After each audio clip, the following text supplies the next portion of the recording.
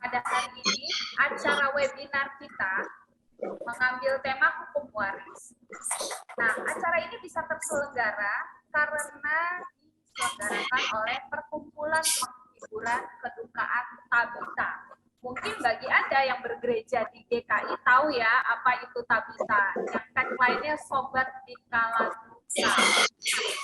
Ini ada video bagi Bapak Ibu yang ingin mengenal apa itu Tabita, atau mungkin masih ada yang lupa-lupa ingat Tabita itu apa sih gitu.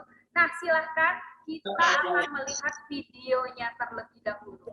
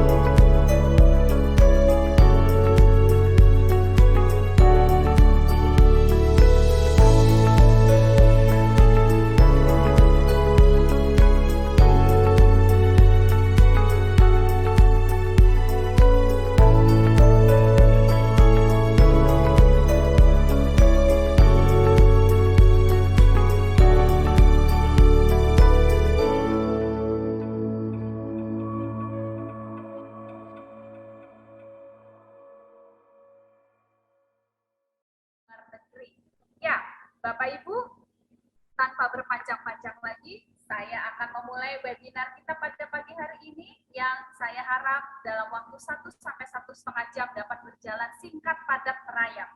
Pada pagi hari ini, kita sudah kedatangan seorang narasumber ibu yang cantik banget ya.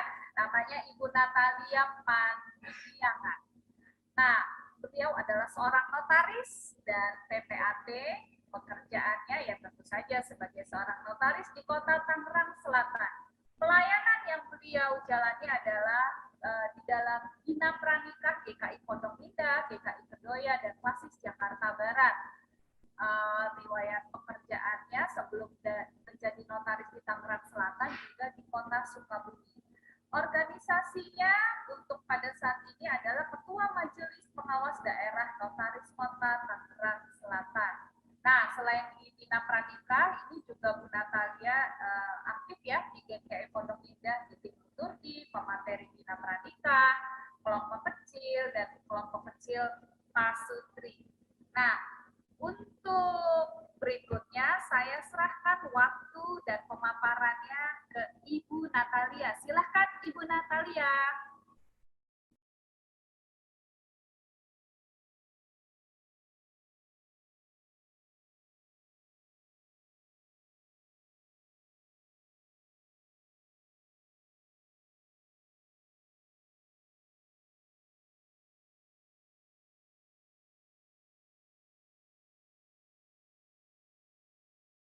Ya, sudah. Baik.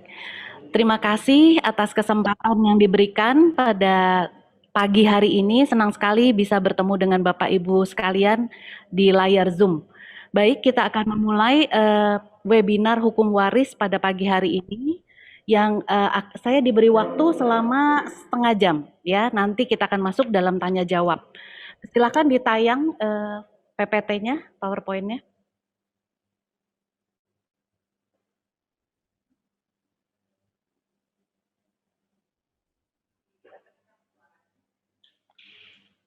Baik. Nah, eh, pada pagi hari ini kita akan membicarakan mengenai hukum waris. Menarik sekali, hukum waris ini banyak sekali terjadi di dalam kehidupan kita, tetapi banyak orang yang belum tahu apa yang diatur di dalam hukum waris ya. Next. Nah, mengapa kita perlu mempelajari hukum waris? Nah, ada sebuah cerita di Singapura, ada seorang pengusaha kaya yang cukup ternama di Singapura. Lalu suatu waktu dia hanya punya satu anak tunggal. Ketika istrinya meninggal, anak tunggal ini menikah dengan pasangannya, lalu tinggal di dalam rumah si pengusaha ini. Namun karena si orang tua ini merasa hidupnya sudah tidak lama lagi, maka ketika semasa hidupnya dia mulai mengalihkan harta-hartanya semuanya ke atas nama anaknya. Apa yang terjadi di dalam kurun waktu yang sangat singkat, anaknya mulai menelantarkan orang tuanya, bahkan berujung pada pertengkaran di dalam keluarga, lalu si orang tua ini diusir dari rumahnya. Orang tua ini akhirnya terlantar menjadi pengemis atau peminta-minta di sepanjang jalan Orchard Road. Suatu hari rekan-rekan dari pengusaha ini mengenali si orang tua ini. Lalu mereka mencoba bercakap dengan orang tua ini. Apakah bapak ini adalah disebut namanya ya? Bapak ini adalah dulu teman kami gitu ya ketika sama-sama menjadi bisnismen. Karena malu orang tua ini lalu tidak mengakui namanya. Tetapi akhirnya teman-temannya penasaran, mereka menyelidiki riwayat dari si orang tua ini. Ketika mereka tahu bahwa si bisnismen ini, si pengusaha sukses ini adalah betul rekan mereka pada waktu mereka menjadi pengusaha, maka mereka lalu menghubungi PM Singapura pada saat itu yaitu Lee Kuan Yew. Lalu mereka lontarkanlah keadaan si orang tua ini. Lalu keluar sebuah aturan dari PM Lee Kuan Yew bahwa di Singapura ada amandemen yang mengatakan bahwa eh, orang tua dilarang memberikan atau mengalihkan harta-harta yang dimilikinya semasa hidupnya. Bahkan orang tua wajib diberi pekerjaan pada saat itu. Sehingga banyak kita temui di Singapura orang-orang tua yang menjadi pembersih di restoran atau di airport gitu ya atau di mall-mall gitu ya. Mereka dikaryakan supaya mereka masih punya dignity. Nah, itulah kejadian kejadian nyata yang terjadi di Singapura. Nah, karena itu kita sebagai orang tua yang sudah memasuki masa-masa persiapan menuju masa akhir perlu mencermati apakah kita perlu mengalih-namakan harta-harta yang kita miliki semasa hidup pada saat kita hidup kepada para ahli waris kita ya. Yang kedua, ketika orang tua tidak ada atau ketika si pewaris tidak ada, maka sering kali terjadi di banyak kasus terjadi keributan di antara para ahli waris, bukan hanya anak cucu mantu, tetapi bisa juga ahli waris saudara kandung, keponakan gitu ya. Terjadi hal seperti itu. Kemudian yang ketiga, mengapa perlu? Seringkali pada waktu kita menjelang masa-masa akhir hidup kita, kita tidak aware dengan harta-harta yang sebetulnya adalah milik kita, tetapi dikuasai oleh pihak-pihak tertentu. Misalnya kita meminjamkan rumah atau tanah dan bangunan kepada saudara kita, atau kita tidak mengurus saham-saham kita di dalam perusahaan gitu ya. Kita biarkan saja gitu tanpa calon-calon ahli waris kita tahu di mana sebetulnya harta-harta yang dimiliki oleh si pewaris. Lalu yang keempat, seringkali kita tidak bisa membedakan apa itu waris, apa itu wasiat. Banyak sekali dari kolom pertanyaan saya lihat rancu gitu ya, mau ngomong wasiat tetapi ditulisnya waris gitu ya. Jadi kita masih belum tahu apa beda waris dan wasiat gitu ya. Jadi karena inilah mengapa perlu kita mempelajari mengenai hukum waris. Apa sih sebetulnya pengertian hukum waris? Hukum waris adalah hukum yang mengatur mengenai peralihan harta peninggalan seseorang yang meninggal dunia untuk diberikan kepada mereka yang berhak atau disebut ahli waris ya. Jadi next ada pewaris, ada ahli waris dan ada warisan ya. Nah, perlu kita tahu dulu prinsip dari sebuah hukum waris adalah waris hanya terjadi karena sebuah peristiwa hukum. Peristiwa hukumnya adalah kematian, ya. Peristiwa hukum itu ada kelahiran, ada kematian. Nah, di sini adalah kematian. Jadi sebuah waris tidak bisa terjadi peralihan tanpa adanya peristiwa hukum yang mendahuluinya, yaitu kematiannya. Jadi, terbukanya sebuah warisan persis pada saat terjadinya kematian, ya. Bedakan antara terbukanya warisan dengan pencatatan peralihan waris, ya. Jadi, terbukanya pas di tanggal dan hari dan bulan dan tahun terjadinya kematian. Disitulah sebuah warisan terbuka, ya. Kemudian ada pihak disebut, pewaris. Pewaris di sini adalah seseorang yang meninggal dunia dan meninggalkan harta benda atau peninggalan yang disebut sebagai pewaris atau orang yang memberikan warisan, ya. Nah, bagaimana jika antara pewaris dan ahli waris mengalami kecelakaan pada saat yang sama? Nah, di Undang-Undang Hukum Perdata mengatur bahwa jika terjadi antara seorang pewaris dan ahli waris kecelakaan atau meninggal pada saat yang bersamaan, maka di antara mereka tidak saling mewaris. Ya, jadi kalau suami istri, maka dua-duanya dianggap meninggal pada saat yang bersamaan, maka ahli warisnya nanti kita melihat pada penggolongan ahli waris. Nah, kemudian kita bicara mengenai ahli waris. Siapa yang disebut ahli waris? Ada mereka yang berhak menerima warisan. Nah, di sini ada syaratnya, yaitu keluarga sedarah, baik sah maupun luar kawin, juga suami istri yang hidup terlama atau orang lain yang berhak. Ketika kita bicara ahli waris menurut Kitab Undang-Undang Hukum Perdata atau BW, Burgerlijk Wetboek, kita akan bicara ada penggolongan ahli waris. Nah, penggolongan yang pertama adalah keluarga sedarah, baik sah maupun luar kawin maupun suami istri yang hidup terlama. Jadi kalau bapak meninggal, maka siapa ahli warisnya? Istri dan anak-anak, ya. Tetapi kalau suami dan istrinya pasangan yang hidup terlama tidak ada, maka turun kepada penggolongan waris yang kedua, ya. Nah, kemudian bicara mengenai ahli waris, ada dua ahli waris menurut Kitab Undang-Undang Hukum Perdata. Ahli waris yang bertindak menerima warisan karena kedudukannya sendiri, tetapi juga ada yang karena penggantian. Seharusnya dia belum mewaris, tetapi dia menggantikan orang yang mewaris di atas dia, golongannya, yang meninggal terlebih dahulu dari si pewaris. Ya, jadi ada asas penggantian dan asas mewaris berdasarkan kedudukannya sendiri. Ya, nanti kita bisa lebih jelas ketika kita bicara mengenai kasus-kasus. Ya, next. Nah, tadi disebutkan bahwa syarat menjadi ahli waris adalah adanya hubungan darah atau adanya hubungan perkawinan. Nah, bagaimana membuktikan hubungan darah dan hubungan perkawinan? Pastinya dengan sebuah dokumen yang legal. Tidak bisa kita cuma mengatakan, oh saya menikah dengan dia karena saya sudah hidup bersama dengan dia.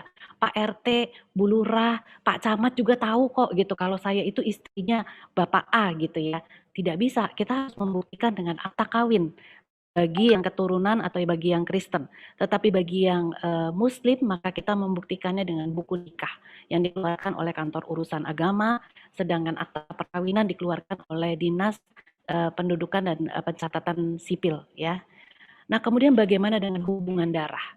Hubungan darah pun harus dibuktikan dengan dokumen yang resmi, ya. Apa yang disebut dengan anak sah gitu ya, yang dibuktikan dengan akta kelahiran, yaitu anak yang dilahirkan dalam sebuah perkawinan yang sah. Nah, kita bicara mengenai adanya hubungan perkawinan dulu, baru muncul anak-anak yang sah, yang dilahirkan di dalam perkawinan tersebut. Tetapi kita juga bisa bicara anak-anak yang dikandung sebelum perkawinan, tetapi diakui sah dalam perkawinan. Ya. Jadi ada mekanisme dalam kitab undang-undang hukum data seperti itu. Misalnya hamil terlebih dahulu sebelum perkawinannya disahkan, atau baru perkawinan menurut hukum agama atau adat, tetapi belum dicatatkan, kemudian muncul anak, baru perkawinannya dicatatkan. Maka anak yang dilahirkan sebelum perkawinan bisa diakui sah di dalam perkawinan tersebut. Buktinya apa? Dalam akta kawin orang tuanya, di catatan pinggir si akta kawin dibuat oleh Dinas Pendudukan Catatan Sipil atau Dukcapil, adanya akta pengakuan sahnya anak. Berarti anak tersebut diakui masuk ke dalam perkawinan tersebut. Bagaimana kedudukan anak yang diakui sah? Kedudukannya sama dengan anak sah, ya. Dia mewaris sama besar dengan anak sah, gitu ya. Jadi tadi kita belajar mengenai hubungan perkawinan, hubungan darah yang dibuktikan dengan akte lahir, kemudian muncul ada satu istilah lagi, yaitu anak luar kawin. Anak luar kawin hanya mewaris dari hubungan hukum dengan ibunya. Siapa sih yang disebut anak luar kawin? Yaitu anak yang dilahirkan di luar perkawinan yang sah. Dibalik aja ininya apa definisinya dari anak sah dan anak luar kawin. Anak sah dilahirkan di dalam perkawinan yang sah, anak luar kawin dilahirkan di luar perkawinan yang sah.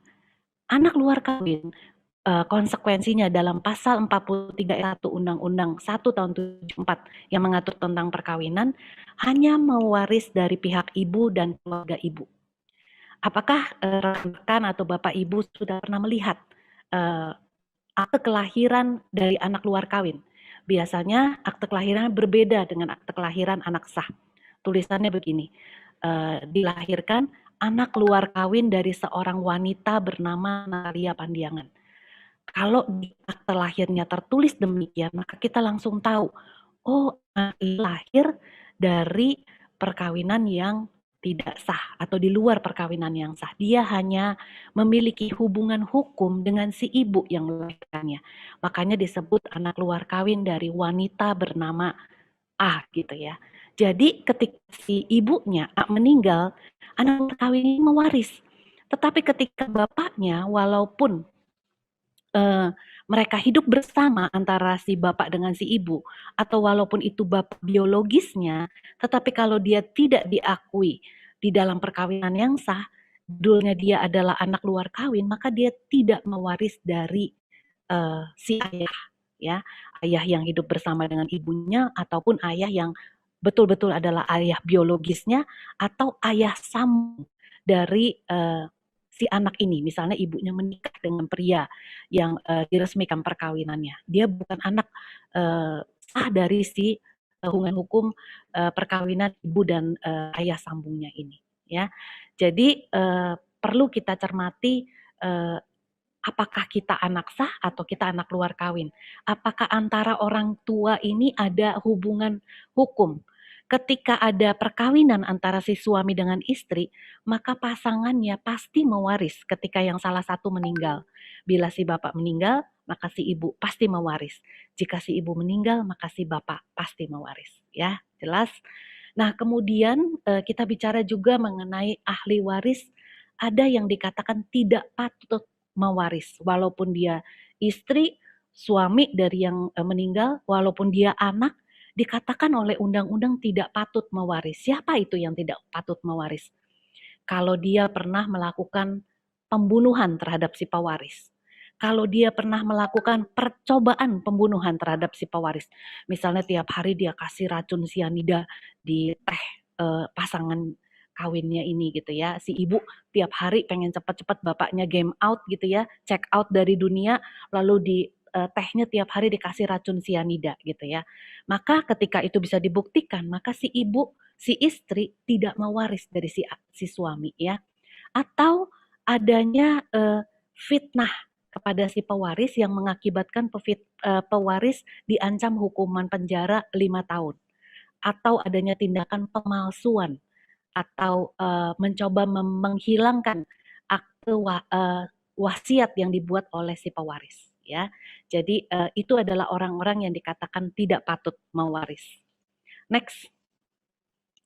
Bapak Ibu, saya mungkin butuh feedback sebentar. Apakah saya terlalu cepat dalam menyampaikan? Boleh saya lihat responnya. Buat yang merasa tidak terlalu cepat, boleh angkat tangan.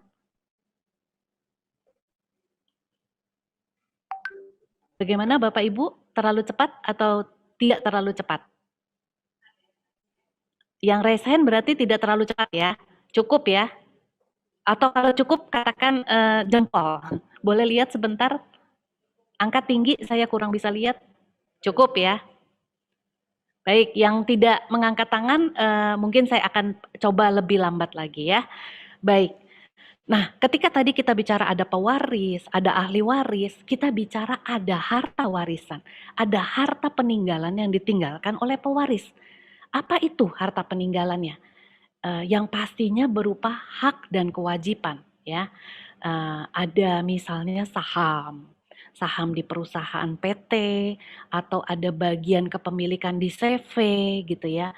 Ada hak kekayaan intelektual, dia punya brand yang itu milik dia gitu ya. Apa? Itu namanya hak kekayaan intelektual gitu ya. Ada tanah yang dapat dibuktikan dengan AJB atau dibuktikan dengan sertifikat, apakah sertifikat hak milik, sertifikat hak guna bangunan. Ada uang cash, baik uang cash tunai maupun di simpanan di bank berupa tabungan, deposito, ada polis asuransi, ya itu termaksud dengan harta-harta peninggalan. Sesuatu yang dapat dinilai atau diukur dengan uang, gitu ya.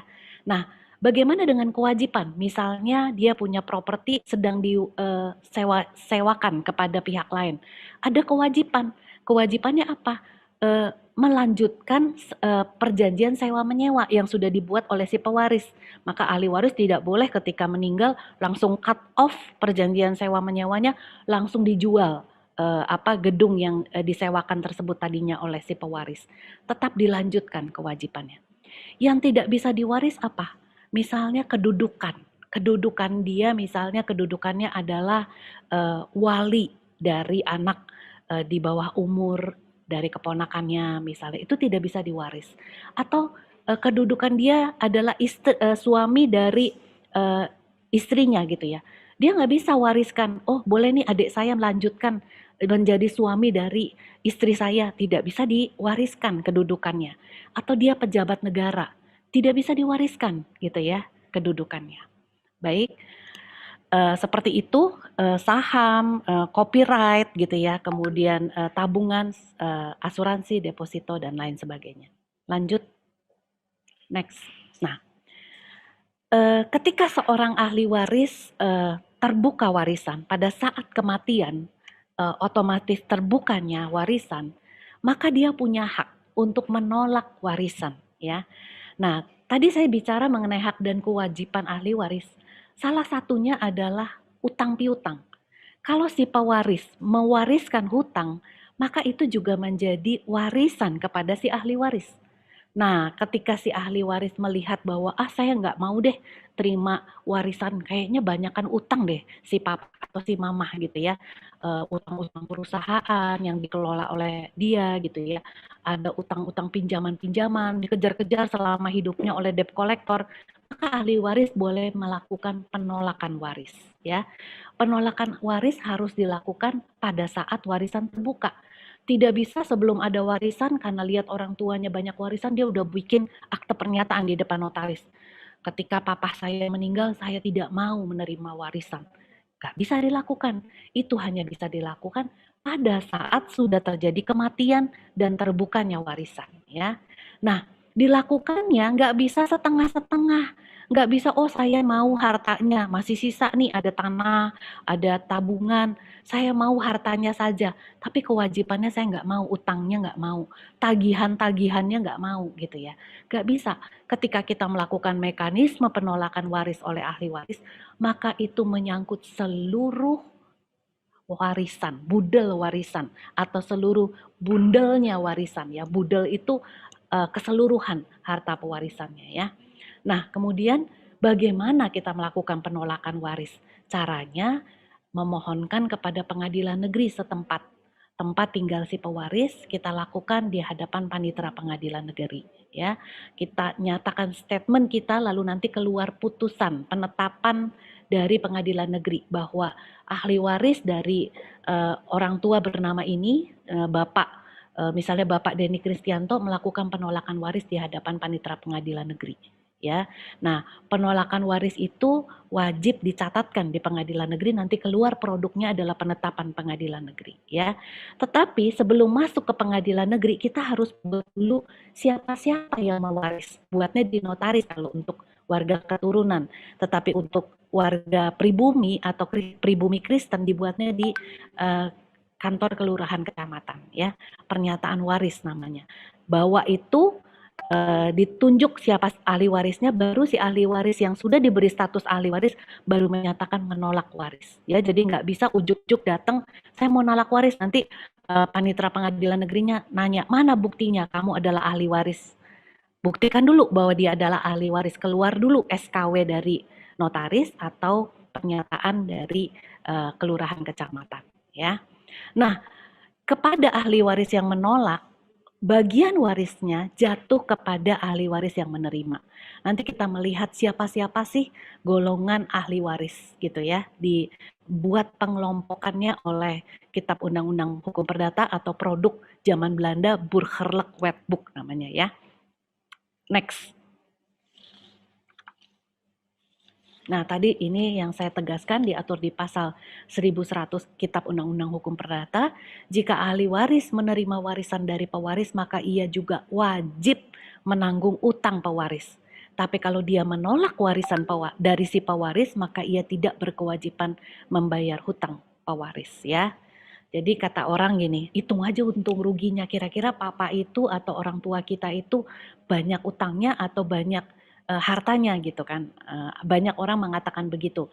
Tapi saya mengingatkan bahwa sebetulnya ketika kita menerima warisan, maka kita harus tutup mata. Kita juga harus menerima utang yang diwariskan oleh pewaris dan kita wajib membayar utang dari pewaris. Menariknya ketika saya membawakan ini di audiens yang lebih umum, di mana ada orang-orang Muslim memiliki value yang bagus sekali gitu ya. Mereka mengatakan begini, bahwa utang pewaris adalah merupakan bagian dari ahli waris. Maka ketika mereka menutup peti mati sesudah pulang dari kuburan, itu langsung dibuat statement, dinyatakan bagi rekan-rekan yang memiliki piutang terhadap orang tua saya meninggal, tolong segera menghubungi ahli waris. Itu merupakan sebuah tanggung jawab moral yang diemban oleh para ahli waris dari golongan muslim ya, dari teman-teman kita yang seberang gitu ya. Dan ini baik sekali menurut saya, walaupun mekanisme penolakan waris ini dibuat, tetapi saya menghimbau untuk kita tetap menerima utang pewaris sebagai bagian tanggung jawab kita ya, tanggung jawab moral ya. Next. Nah, ini menariknya Indonesia adalah terdiri dari beragam agama dan beragam adat istiadat ya, suku bangsa gitu ya. Itu pun tercermin dalam hukum waris kita di Indonesia. Belum ada unifikasi hukum waris. Dan rasanya ke depannya tidak akan pernah terjadi penyatuan hukum waris yang berlaku nasional. Karena kita dipisahkan oleh adat istiadat yang berbeda dan agama yang berbeda. Nah, apa artinya gitu ya? Bagi pewaris yang beragama Muslim, maka wajibnya baginya berlaku hukum waris Islam. Si pewaris sih akan menutup mata ya, tetapi ahli waris ketika terbukanya warisan wajib memberlakukan hukum waris Islam terhadap pembagian harta peninggalan dan terhadap penentuan siapa ahli waris ya. Menarik, itu diatur di dalam kompilasi hukum Islam. Sekilas aja, saya nggak tahu audiens kita apakah ada yang Islam atau tidak. Tetapi hukum Islam mengatur pembedaan besarnya bagian waris anak laki-laki dan anak perempuan. Anak laki-laki 2 bagian, anak perempuan 1 bagian. Kemudian ketika seorang ayah meninggal, maka ahli warisnya itu adalah istri yang masih hidup, pasangan yang hidup terlama, beserta anak-anak, beserta orang tua. Orang tua masuk dalam golongan warisan pertama, yaitu mewaris bersama dengan istri dan anak-anak. atau bersama dengan suami yang hidup terlama bersama dengan anak-anak. Nah, satu hal lagi yang menarik, kalau si pewaris ini beragama Islam, ada ahli warisnya yang beragama non-Muslim atau non-Islam atau Nasrani atau Buddha atau Hindu atau Konghucu, maka kepada ahli waris yang berbeda agama dengan pewaris tidak mewaris sama sekali. Cut gitu ya. Saya ingat ada seorang penyanyi mungkin zamannya ada bapak ibu yang zamannya sama dengan saya. Itu ada grup namanya satunya adalah Imaniar dan Lydia. Apa grupnya namanya dulu ya? Bukan Mas Naid. Apa itu ada satu grup keluarga ya? Ada yang main saksofon ya si Imaniar ya. Ada Lydia. Lydianya itu kalau nggak salah keluarganya Padang ya. Lydianya itu keluarga Nur Said ya. Lydia Nur Said tetap dipakai itu Nur Saidnya ya. Nah si Lydianya menjadi Nasrani, menjadi Kristen, maka dia langsung putus hubungan waris dari orang tuanya. Dia tidak menerima waris dari pewaris yang beragama Islam. Ya, itu tidak bisa diganggu gugat, mau orang tuanya nulis wasiat, tidak bisa. Otomatis dia dikeluarkan dari ahli waris ya, itu waris Islam. Kemudian waris adat. Nah, waris adat ini juga menarik. Berlaku juga di kalangan Kristen gitu ya. Bagi orang Batak berlakulah patrilineal. Yang mewaris itu adalah anak laki-laki. Bagi orang Padang yang menganut Kristen gitu ya, maka dia berlakulah hukum matrilineal. Anak perempuan yang mewaris rumah gadang dan sebagainya. Bagi orang Jawa menganutlah bilateral. Mewaris sama besar, laki dan perempuan ikut mewaris gitu ya. Kapan waris ini adat ini diberlakukan? Nanti kita lihat kuncinya ya. Nah, kepada waris perdata barat yang disebut sebagai hukum waris barat berlaku untuk masyarakat non-muslim dan WNI keturunan, baik Tionghoa maupun Eropa, diatur dalam kitab Undang-Undang Hukum Perdata. Yang banyak saya sampaikan di webinar ini adalah hukum waris perdata barat ya. Mana yang dipakai? Maka dia memakai hukum yang dipakai oleh si pewaris ya. Ketika si pewaris adalah orang Batak, dia masih menjalankan adat istiadat Batak secara strict gitu ya, ikut dalam tatanan masyarakat kekerabatan Batak ya, masih menjalankan adat-adatnya gitu ya. Maka baginya ketika dibagi waris berlakulah hukum waris adat ya. Tetapi kalau dia secara diam-diam melakukan pendudukan kepada hukum waris barat, dia buat wasiat. Wasiat itu tidak dikenal di waris adat. Di adat Batak, dia menundukkan tidak mengikut-ikut lagi kepada adat istiadat Batak, maka dianggap pewaris mengikut kepada hukum waris perdata barat. Ya, jelas? Next. Nah, bicara mengenai ketika kematian terjadi, terbukanya sebuah warisan, maka kita melihat ada golongan ahli waris. Golongan yang diatur menurut waris perdata barat adalah golongan pertama, ketika terbuka warisan adalah suami istri hidup terlama sejajar mewaris dengan anak dan keturunannya ya. Jadi ketika seorang bapak meninggal, masih ada istrinya masih hidup, ada anak-anaknya, maka langsung kita tahu waris jatuh kepada istri dan anak-anak. Berapa besarnya? Sama besar antara si istri dengan si anak-anak. Tetapi yang perlu kita cermati, adakah perjanjian kawin atau tidak ada perjanjian kawin pisah harta. Kalau si suami membuat perjanjian kawin pisah harta dengan istrinya, berarti yang diwaris adalah hanya harta-harta yang atas nama suami. Ya, kalau pisah harta, maka si istri punya 50% dari harta yang dimiliki atas nama istri, maka si suami punya 50%. Tapi kalau terjadi percampuran harta atau harta bersama, maka keluarkan dulu. Harta bersama itu 50% punya istri, baru 50%-nya atau setengahnya dibagi 3. Kalau anaknya 2, istrinya masih hidup, bagi 3. Jadi setengah dibagi 3, masing-masing mendapat istri 1/6, anak pertama 1/6, anak kedua 1/6. Si istri karena punya 50% dari harta bersama, maka setengah ditambah 1/6.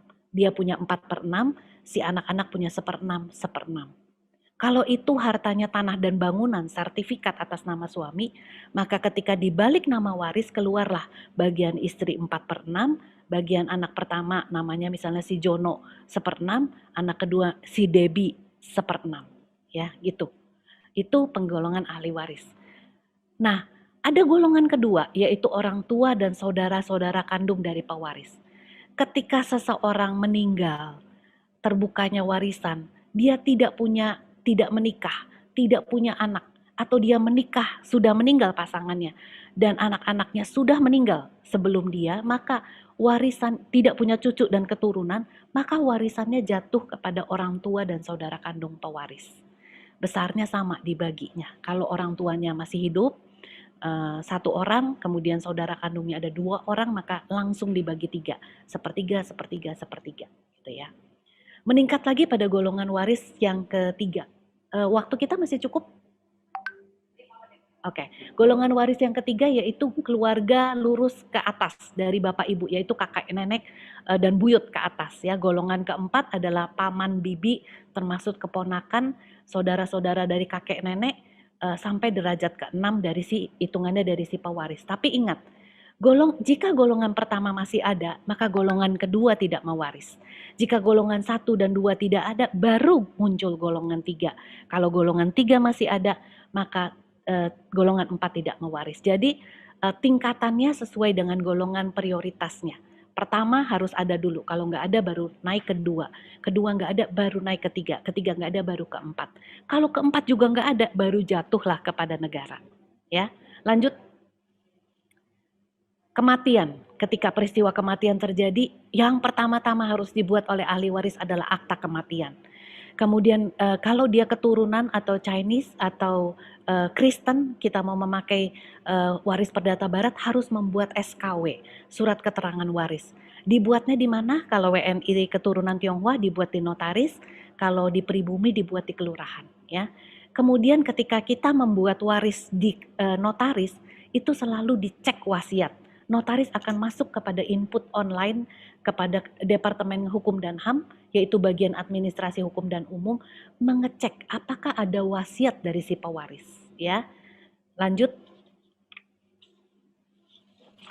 Nah, ini syarat-syarat akte kematian dibuatnya di Dinas Pendudukan Catatan Sipil, ya, di mana dibuatnya di wilayah tempat si pewaris meninggal, ya. Jika almarhum sudah terdaftar di KK, dapat mengajukan secara online. Sekarang cepat sekali, kalau nggak salah 7 hari keluar akte kematian. Ini syarat-syaratnya: pengantar RT RW, surat keterangan kematian dari dokter atau dari rumah sakit, KTP dan KK almarhum, wajib asli karena KTP-nya nanti akan ditarik oleh Dukcapil. Jadi Anda isi formnya dulu secara online, tetapi nanti ketika Anda menukar untuk mengambil yang asli akte kematian dari Dukcapil, KTP wajib diserahkan, ditukar dengan akte kematiannya. Demikian juga kakak, kalau kakaknya masih bergabung dengan anak-anak, maka kakaknya akan diperbaharui keluar kakak yang nama almarhum sudah dikeluarkan. Tinggal sisanya di dalam kakak tersebut. Ya, tetapi syaratnya kita bisa masuk online kalau almarhum terdaftar di kakak, ya, di kartu keluarga. Ya, next. Ini ketika kita membuat syarat buat SKW di notaris, ya, yaitu akte kelahiran, akte perkawinan dari almarhum, surat WNI dan ganti nama dari almarhum, KTP kakak dari almarhum, kopinya ya, akte perceraian bila ada, akte kematian dari almarhum, dan akte kelahiran anak-anak plus identitas anak-anaknya, KTP kakak anak-anaknya, ya. Kemudian diperlukan juga NPWP dari si pewaris dan ahli waris. Mengapa? Untuk mengatur pajak-pajak warisnya. Nah, ini ada peraturan di tahun 2021 yang dikeluarkan oleh Menteri Agraria dan Tata Ruang atau Kepala Badan Pertanahan Nasional nomor 16 tahun 2021. Ingat bahwa SKW atau surat keterangan waris wajib dibuat di notaris tempat pewaris meninggal dunia. Jadi kalau pewaris pada waktu sakit-sakitan dibawa oleh anaknya pergi ke Bandung, anak-anaknya semua domisili di Bandung, maka dibuatnya di Bandung. Atau ahli waris meninggal di Jakarta, maka dibuatnya di notaris Jakarta. Nah, ini sebetulnya peraturan ini masih pro kontra. Mengapa? Karena akte waris itu adalah wewenang notaris, bukan wewenang PPAT. Sedangkan notaris itu tidak tunduk pada Menteri Kepala Badan Pertanahan Nasional, tunduknya pada Kementerian Hukum dan HAM. Bagaimana jika biasanya dibuat oleh ahli waris dimanapun ahli waris tinggal? tapi ini dibuat di tempat pewaris meninggal gitu ya. Asumsinya bisa beda. Kalau pewaris sakit dibawa ke Singapura, mana bisa bikin di notaris di Singapura? Beda aturan hukum antara Singapura dengan sini. Atau ahli waris dibawa berobat ke luar negeri, meninggal di luar negeri. Atau ketika ahli waris dalam perjalanan di kapal laut, siapa yang buat gitu kan? Biasanya dibuat di tempat ahli waris, manapun ahli warisnya. Ada ahli waris yang di Jakarta, di Surabaya, ya dibuat di salah satu tempat gitu ya. Ini masih pro kontra, jadi pemberlakuannya belum valid, tetapi orang-orang sudah mulai mencoba mentaati gitu ya. Next. Nah, ini ketika kita mau membuat wasiat, apa itu tadi SKW itu beda dengan wasiat. Kalau wasiat itu dibuat oleh si seseorang ketika dia masih hidup, yang mengatur tentang apa yang dia inginkan terjadi ketika dia meninggal, yaitu kehendak terakhir pembuat wasiat. Isinya bisa macam-macam, bisa menyangkut materi, ngatur harta-hartanya, ini mau dikasih kepada adik kandung saya, karena adik kandung saya tidak punya pekerjaan, kasihan. Ini mau dikasih kepada pembantu saya, karena mengabdi seumur hidupnya kepada saya, gitu ya. Boleh-boleh saja, gitu ya. Itu kehendak terakhir pembuat wasiat. Tapi bisa juga mengatur sesuatu yang non-materi. Contohnya, dia mengatur, jika nanti saya meninggal, saya ingin anak, cucu, mantu saya hidup dalam rukun cinta satu sama lain. Kayak lagu ya, rukun cinta satu sama lain gitu ya. Itu banyak yang mengatur begitu. Atau ketika anak-anaknya belum meninggal, dia belum menikah, dia katakan bahwa dia memberi wasiat, dia ingin anaknya menikah dengan orang yang seagama dengan anak-anaknya gitu ya. Dia mengatur yang non materi. Nah, syarat membuat wasiat itu harus untuk menandatangani sebuah akte notaris usianya minimal 18 tahun, punya identitas diri. Nah, ya, wasiat dapat diubah atau dibatalkan setiap saat. Jadi ketika seorang bapak mau mengatur tentang apa kehendaknya ketika dia meninggal, dia buat tahun 2001. Kok nggak meninggal-meninggal. Di 2005 dia lihat perubahan sikap anak-anaknya, dia mau ubah wasiatnya, boleh-boleh aja. Yang pasti, yang berlaku wasiatnya adalah yang terakhir dibuat dan dicatatkan di Kementerian Hukum dan HAM di Dirjen AHU, yaitu Departemen Administrasi Hukum dan Umum. Jadi ketika dia buat wasiat di notaris, dimanapun di Indonesia, dia mau buat di Papua, di Surabaya, di Jakarta, berkali-kali dia buat wasiat, yang pasti dipakai adalah wasiat yang terakhir dibuatnya dan terdaftar di Kementerian Hukum dan HAM. Nanti itu akan terbuka, dibacakan pada saat membuat surat keterangan waris. Apa isi wasiat, apa kehendak terakhir dari si pembuat wasiat atau sekarang menjadi si pewaris ya. Nah, kemudian di dalam salah satu akte wasiat itu poin pentingnya adalah ditunjuknya orang yang akan melaksanakan wasiat tersebut, orangnya dipercaya ya, dapat lebih dari satu orang. Next. Nah, terakhir, ketika kematian terjadi, biasanya kita seperti membuka kado, surprise gitu ya, terjadi surprise. Apakah itu mengejutkan kita? Tiba-tiba kita melihat ada utang yang besar dari si pewaris. Ataukah tiba-tiba nongol ada istri-istri lainnya atau ada anak-anak lainnya dari si pewaris. Itu nongol di saat ketika kematian terjadi dan warisan itu terbuka ya. Himbauan saya adalah para ahli waris tidak bertengkar pada saat dibukanya warisan. Berapapun bagian kita. Saya suka mengatakan ini ibarat kado ya. Kita tidak pernah mengharapkan apa isi kado itu. Ketika diberikan kepada kita yang bukan merupakan hak kita dari orang tua kita atau dari pewaris yang memberikan kepada kita, maka kita wajib mensyukurinya dan menerimanya apa adanya. Tidak dipakai sebagai lahan berantem atau lahan gugat-menggugat sengketa waris di pengadilan. Mari kita mempersiapkan diri dengan sebaik-baiknya. Jika kita lihat anak-anak kita tidak rukun satu sama lain, kita mungkin bisa mulai mempersiapkan dalam wasiat, sehingga tidak terjadi keributan pada saat kita menutup mata. Next. Pada akhirnya webinar ini dibuat untuk mencerahkan kita semua. Tetapi saya lihat ini baru permukaan. Kita akan masuk di dalam pertanyaan-pertanyaan yang akan lebih dalam lagi ya. Saya serahkan kepada moderator. Silakan. Ya, baiklah. Terima kasih atas pemaparan yang sangat padat, singkat, merayap, tapi juga akan membuat banyak pertanyaan yang muncul. Ya, jadi sekarang waktunya kita akan melakukan sesi tanya jawab. Bagi Anda yang sudah tergabung di dalam grup WhatsApp webinar ini, tentu saja kita sudah membuka dari 2 hari yang lalu ya, sehingga ada sekian banyak ini pertanyaan-pertanyaan yang sudah ada di tangan saya. Untuk sesi tanya jawab ini mohon maaf belum dibuka raise hand karena kita hanya mempunyai waktu sekitar 15 menit saja. Dan untuk panitia apakah sudah bisa dinyalakan videonya? Oke, jadi supaya Ibu Natalia punya waktu untuk ngambil nafas, lalu untuk membaca-baca lagi ya pertanyaan dari Bapak Ibu, maka ada baiknya kita melihat dulu video yang tadi tertunda. Silahkan.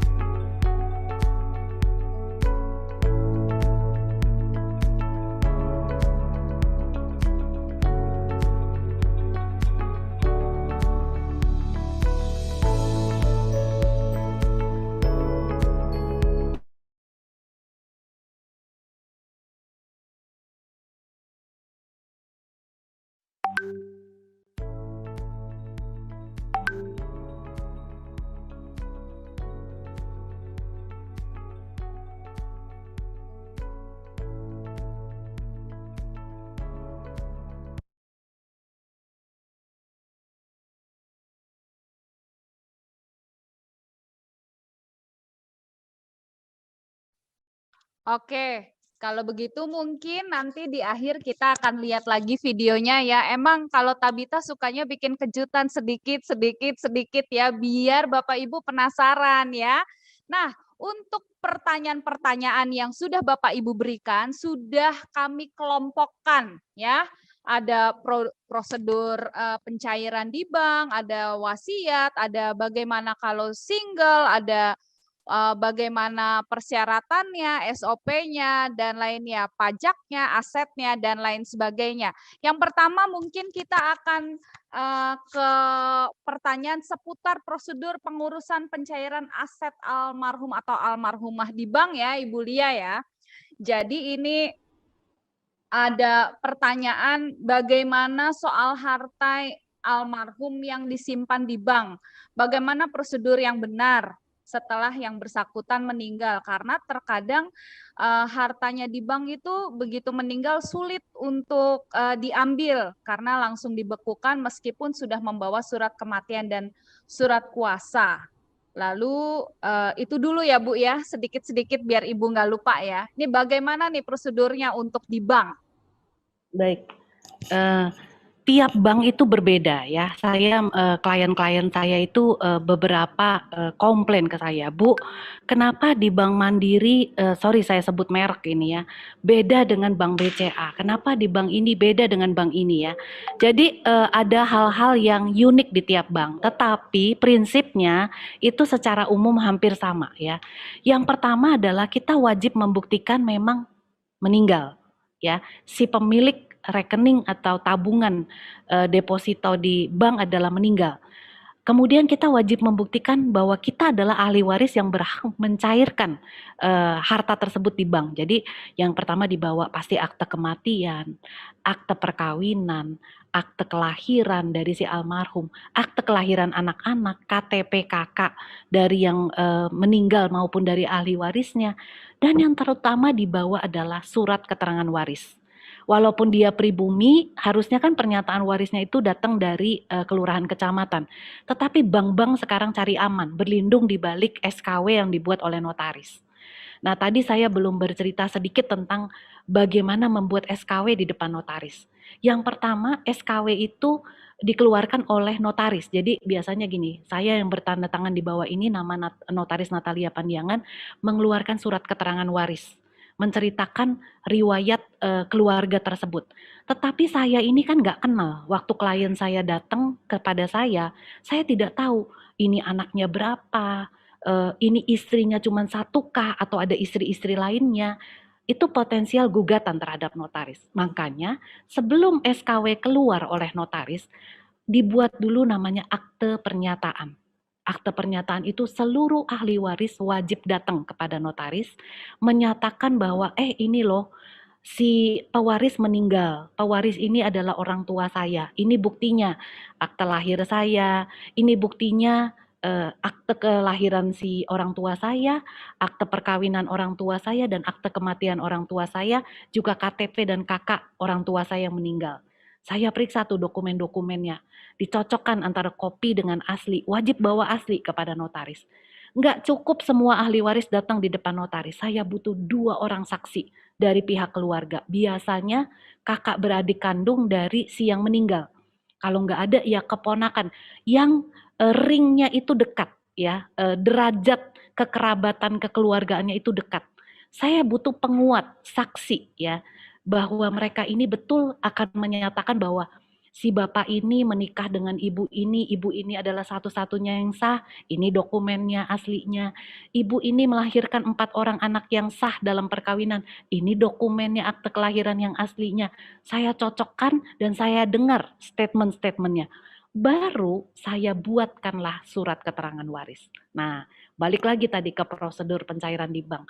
Si surat keterangan waris inilah yang menjadi dasar si bank yakin, oh yang ngadep ke saya 1, 2, 3, 4 ini adalah istri dan anak-anaknya. Cocokin asli-aslinya, ya betul. Baru tanda isi-isi form untuk pencairan, barulah dicairkan asetnya. Ya, jadi seperti itu. Nah, bedanya antara bank, saya sebut banknya tadi ya, Bank Mandiri dengan Bank BCA. Kalau Bank BCA, kopi-kopi sesuai asli itu wajib dilegalisir oleh notaris. Ya, cukup saya yang melegalisir. Saya sudah mencocokkan yang asli dengan yang kopian. Walaupun nanti asli tetap dibawa lagi ke bank, tapi dia butuh kopi-kopi itu untuk pertinggal bank, kopi yang dilegalisir oleh notaris. Tetapi Bank Mandiri agak beda sendiri. Dia butuh legalisasinya bukan oleh notaris, tapi oleh pengadilan negeri. Jadi wajib dibawa ke pengadilan negeri tempat si pewaris meninggal. Disahkan dulu di sana oleh panitera pengadilan. Dicop-cop, dicap-cap dulu, distempel-stempel dulu. Nah, itu intinya kira-kira ya. Jadi kalau di sini dari pertanyaan ini ada yang bilang, oh saya mau yang praktis aja, saya cukup bawa kematian dan surat kuasa. Nggak bisa. Bank itu takut digugat. Kenapa dia butuh SKW dari notaris? Biar notarisnya aja yang digugat katanya. Notaris juga nggak mau digugat, dia berlindung pada akte pernyataan. Kalau itu sampai sengketa ke pengadilan, maka saya cukup menunjukkan akte pernyataan tadi yang dibuat oleh di depan notaris bahwa ini ada 4 orang ahli waris plus 2 saksi yang terdekat dari keluarga tersebut. Ini loh yang menyatakan kepada saya bahwa ini hubungan hukumnya perkawinan, hubungan darahnya adalah anak-anak yang sah, tidak ada yang lain. Dan dalam akte pernyataan itu, jika nanti suatu waktu terjadi gugatan atau sengketa, maka mereka bertanggung jawab, ya, disumpah secara negara bertanggung jawab menyatakan yang sebenar-benarnya di hadapan notaris, ya. Seperti itu kira-kira. Lanjut. Ya, Ibu Natali. Jadi itu serba-serbi soal pencairan di bank ya. Saya rasa itu sudah jawaban Ibu Lia tadi sudah mencakup keseluruhan pertanyaan ya. Jadi memang walaupun itu ada istrinya atau mau ke anak-anaknya tetap yang dipegang itu yang di notaris ya. Karena bank memang tidak mau cari gara-gara gitu, nggak mau ambil resiko gitu ya. Nah, berikutnya ke klasifikasi bagaimana Bu Lia kalau yang single ini loh, yang tidak menikah, yang belum menikah gitu, mau membuat surat warisan ke adik bisakah? Atau malah dia malah ada yang bertanya malah maunya yang nggak ada hubungan keluarga, mungkin ke sahabatnya atau ke temannya karena dia sudah tidak punya keluarga lagi. Jadi bagaimana SOP-nya kalau untuk yang single, Bu? Baik, saya tambahkan sedikit tadi ya, mengenai safe deposit box ya. Terkadang ada pewaris yang saking rapihnya tidak diketemukan SDB, padahal anak-anak atau pasangan hidup terlamanya, pasangan kawinnya tahu ada SDB di bank, suatu bank gitu ya. Nah, kita bisa buka tuh SDB tersebut asal tadi menunjukkan bukti bahwa mereka adalah ahli waris yang sah.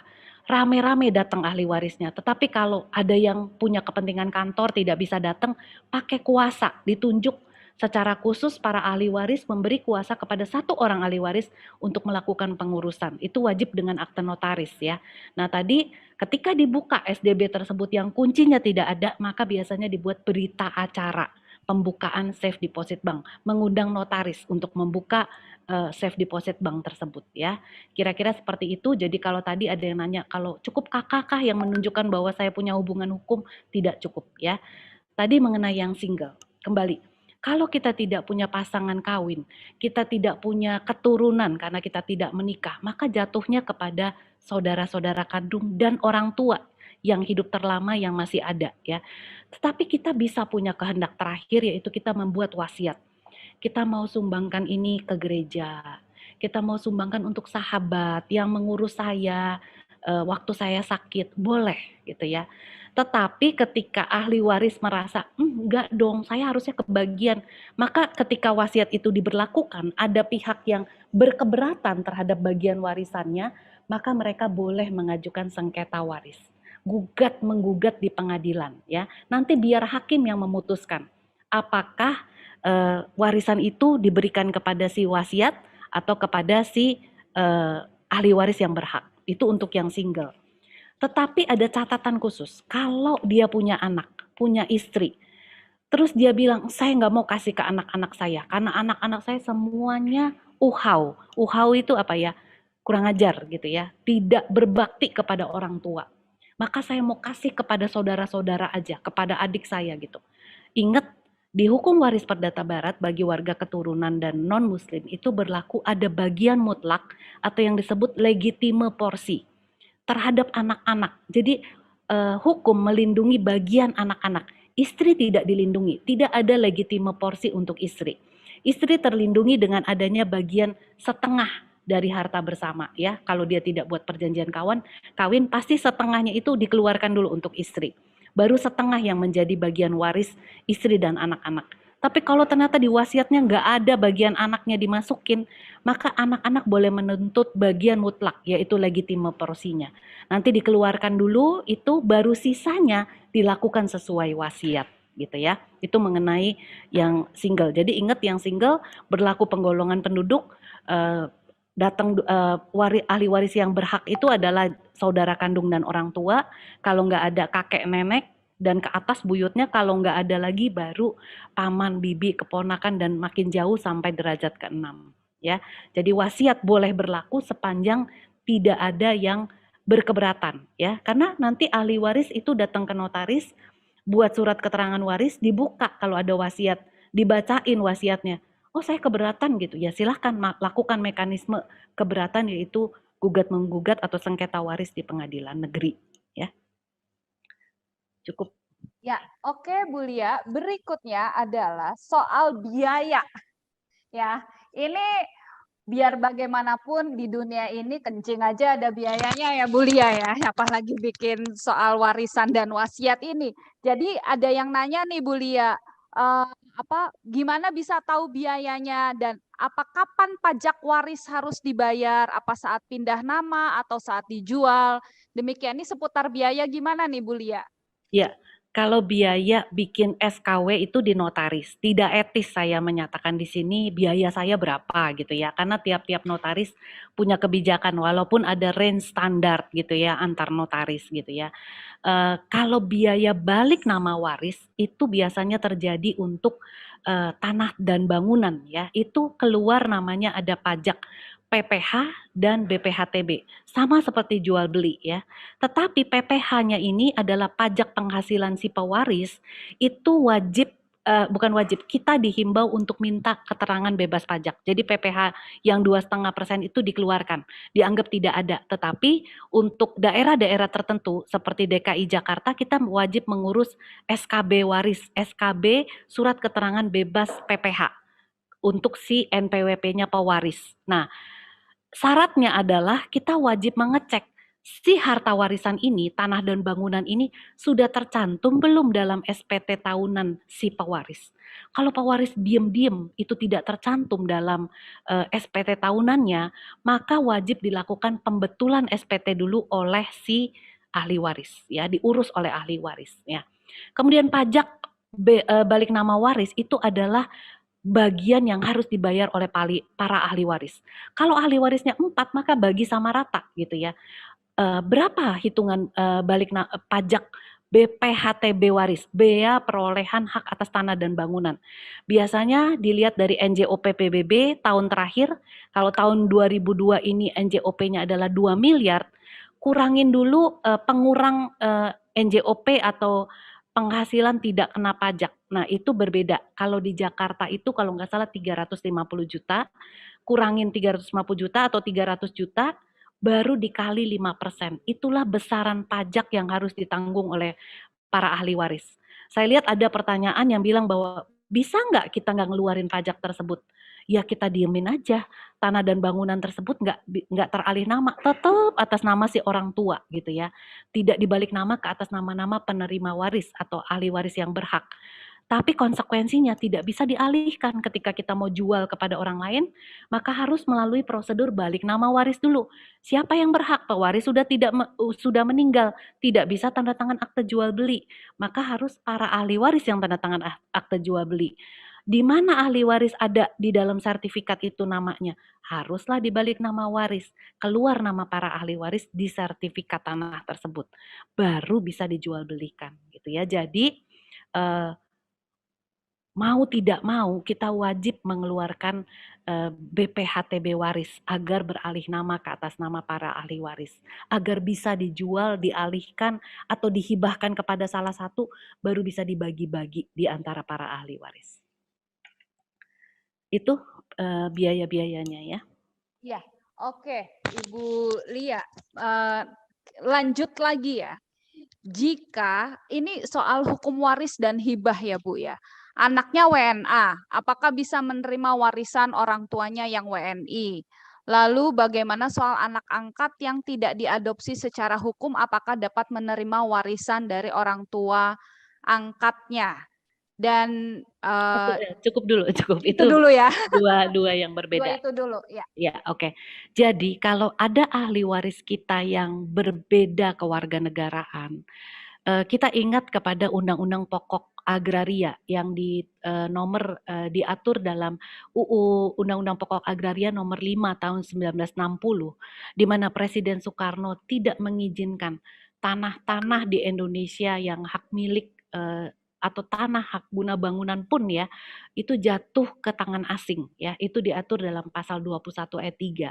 Ketika seseorang menerima warisan, tetapi di dalam penerimaan warisan itu ada percampuran harta dengan orang berkewarganegaraan asing gitu ya, atau dia sendiri berkewarganegaraan asing, maka ada kewajiban dia melepaskan hak kepemilikannya itu dalam waktu 1 tahun. Jadi menerima sih boleh, tetapi ketika dia mau mencatatkan, dia tuh wajib melepaskan dalam waktu 1 tahun gitu ya. Nah, saran saya lebih baik ditolak warisannya kepada orang yang WNA ini, ya, kepada ahli waris yang sudah berkewarganegaraan lain ya, ditolak supaya pencatatannya di dalam sertifikat balik nama warisnya langsung jatuh kepada anak-anak yang WNI. Karena kalau nanti dia terima namanya tercantum dalam waktu 1 tahun, dia wajib balik nama lagi, keluar biaya balik nama lagi gitu ya.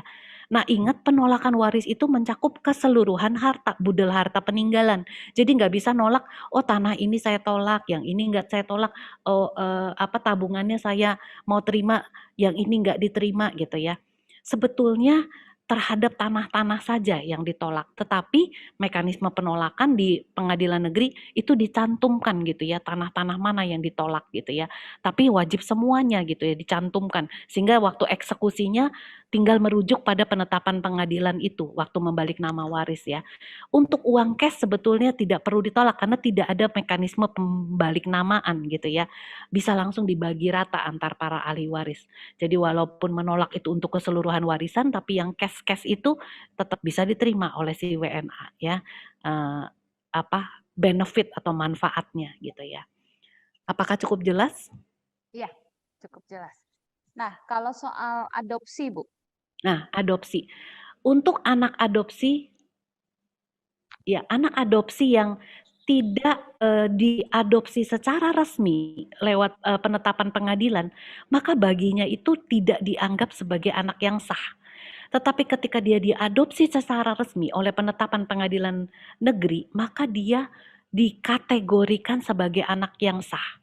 Ya, jadi anak adopsi yang diadopsi secara sah menjadi anak yang sah, mewaris menjadi ahli waris yang sah juga. Bagian warisnya sama dengan anak sah. Jadi kalau ada anak angkat yang diadopsi sah satu, dua anaknya anak kandung, pasangan hidup terlama sudah nggak ada, orang tuanya meninggal, maka langsung dibagi 3 sama besar, sepertiga, sepertiga, sepertiga, gitu ya, karena dia diadopsi secara sah. Ya, berikutnya Bu, kita cepat saja ya. Apa bedanya hukum waris dan hukum hibah? Oke. Waris itu terjadi pada saat meninggal, ya. Baru terbuka sebuah warisan. Tadi saya sudah berbusa-busa menjelaskan tentang warisan gitu ya. Kalau hibah adalah sebuah perbuatan hukum, bukan peristiwa hukum. Kalau waris terjadi karena peristiwa hukumnya yaitu kematian. Kalau hibah adalah sebuah tindakan aktif ya. Kalau peristiwa itu terjadi tidak by design ya. Kalau perbuatan hukum itu by design ya, sebuah perbuatan aktif, yaitu tindakan memberikan sebuah harta kepada orang yang akan menerima yang disebut penerima hibah. Hibah itu bisa hibah uang, bisa hibah saham, bisa hibah tanah gitu ya. Itu tindakan pemberian dari seseorang kepada orang lainnya di masa hidupnya, berlangsung di waktu dia hidup. Nah, hibah ini kalau hibah uang dilakukan di depan notaris, hibah saham dilakukan di depan notaris, hibah tanah dilakukan di depan pejabat pembuat akte tanah dengan akte PPAT ya. Kalau yang tadi hibah saham, hibah uang dengan akte notaris ya, itu 2 hal yang berbeda ya. Notaris tunduk kepada Kementerian Hukum dan HAM, kalau PPAT tunduk kepada Menteri ATR dan Kepala BPN. Nah, aktenya juga berbeda. Nah, akte hibah itu kalau orang tua ke anak, maka orang tua bisa minta bebas pajak pemberi hibah. Itu hanya berlaku terhadap orang tua ke anak langsung. Orang tua ke cucu nggak bisa ya. Itu berlaku kena PPh-nya, kena BPHTB-nya. PPh-nya 2,5%, BPHTB-nya 5% ya. Tapi kalau orang tua ke anak, si PPh 2,5% bisa dimintakan bebas pajak PPh-nya si orang tua pemberi hibah, kepada anak berlaku BPHTB 5%, balik namanya gitu ya. Di luar biaya akte PPAT dan biaya balik nama di Badan Pertanahan Nasional. Ya, demikian. Jadi tadi saya udah dikasih peringatan, waktu tanya jawab sudah selesai, kita sudah molor banget ini ya, Bapak Ibu ya. Kalau gitu kita akan memberikan reaction kepada narasumber kita yang hebat pada pagi hari ini. Saya mau kasih tepuk tangan ya untuk Ibu Natalia Pandiangan. Terima kasih atas waktu dan kesediaannya Ibu.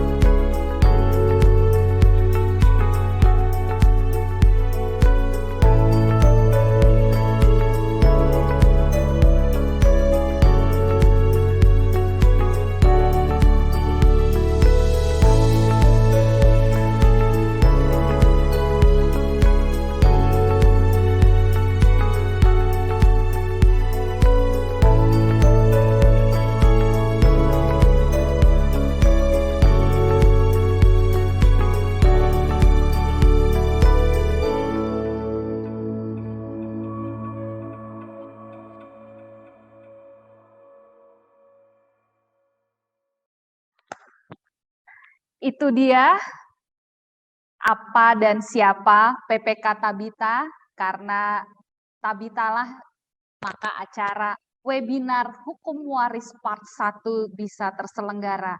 Dan karena sudah pagi ini kita bicara part 1, tentu saja akan ada part 2 dengan pembicara yang sama, Ibu Natalia Pandiangan, yang akan diselenggarakan tanggal 2 Juli 2022 pukul 10.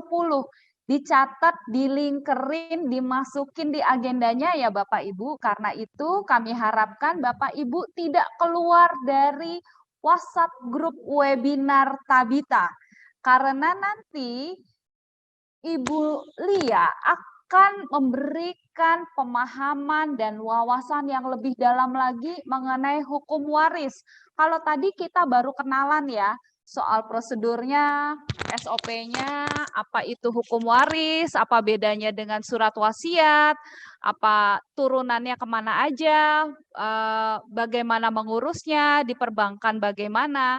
Nah, nanti Ibu Natalia tanggal 2 Juli akan memberikan pemahaman melalui kasus-kasus yang sudah pernah terjadi dan yang lebih mendalam lagi ya Ibu Lia ya. Jadi jangan kemana-mana, tanggal 2 Juli dilingkerin dulu di agenda Anda masing-masing. Kita akan bertemu lagi dengan membahas hukum waris part 2.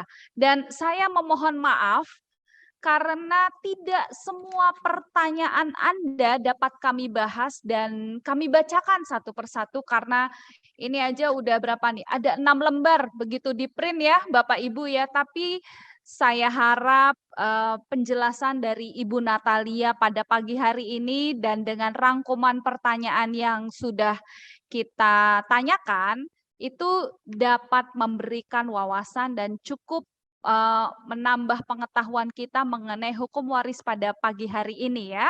Dengan demikian berakhir juga acara webinar kita mengenai hukum waris part 1. Terima kasih atas partisipasi dan kehadiran Anda, baik yang melalui Zoom maupun yang melalui YouTube. Dan ini memang direkam dan materi bisa di-share ya, teman-teman panitia ya, bisa di-share sehingga nanti bisa dipelajari lebih lanjut lagi. Kalau masih ada pertanyaan silahkan WhatsApp grup terbuka. Kita juga bisa menunggu tanggal 2 Juli 2022 pukul 10. Tetap semangat, tetap menjaga prokes walaupun COVID sudah melandai dan selamat berkarya dimanapun Anda berada. Selamat pagi, salam sejahtera untuk kita semua. Dadah.